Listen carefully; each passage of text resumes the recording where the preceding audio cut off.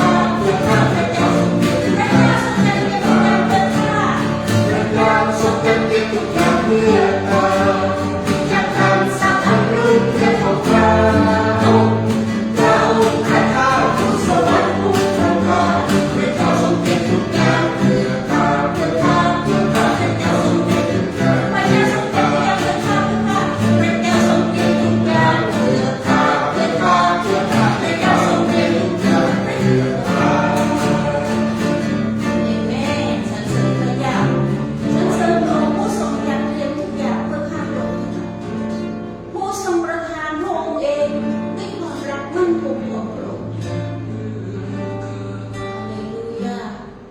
พ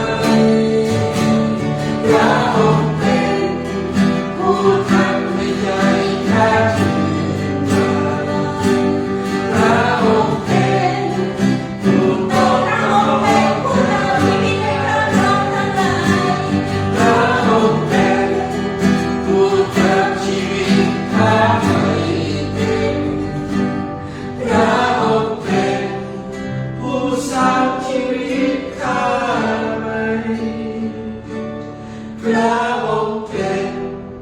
ผู้ทำให้ใจข้าชื่นบานพระองค์เป็นผู้ตอบคำร้องใจ อีกครั้งพระองค์เป็นผู้เติมชีวิตเข้ามาหัวใจในจิตใจของเรา ผู้เติมชีวิตข้าให้เต็มพระองค์เป็นผู้สร้างชีวิตข้าใหม่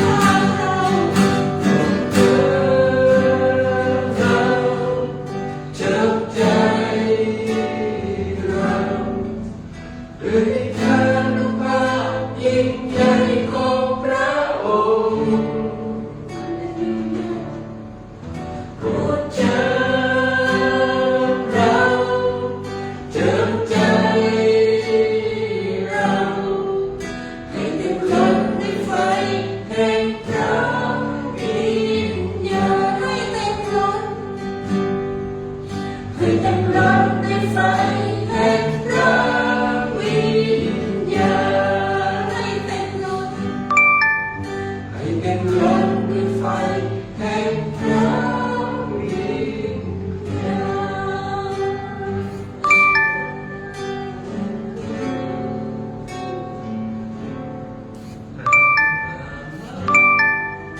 สนาองค์พระเจ้ายิ่งใหญ่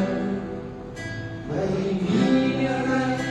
ที่ยากเกินความรักของพระบาท ทุกสิ่ง เรานมัสการองค์พระเจ้ายิ่งใหญ่และไม่มีใครเทียมได้กับ เราน เรา มัสการองค์พระเจ้ายิ่งใหญ่ เรานมัสการองค์พระเจ้ายิ่งใหญ่ไม่มีอะไรที่ยากเกินกว่าพระองค์จะทำเรานมัสการองค์พระเจ้ายิ่งใหญ่และไม่มีใครเทียบได้ เราน กับ มัส เรา การองค์พระเจ้ายิ่งใหญ่สูงสุด เรานมัสการองค์พระเจ้ายิ่งใหญ่ไม่มีอะไรที่ยากเกินกว่าพระองค์จะทำเรานมัสการองค์พระเจ้ายิ่งใหญ่และไม่มีใครเทียบได้ และไม่มีใครเทียบได้กับพระองค์ และไม่มีใครเทียบได้ และไม่ กับ มีใครเทียบได้กับพระองค์ และไม่มีใครเทียบได้กับเรา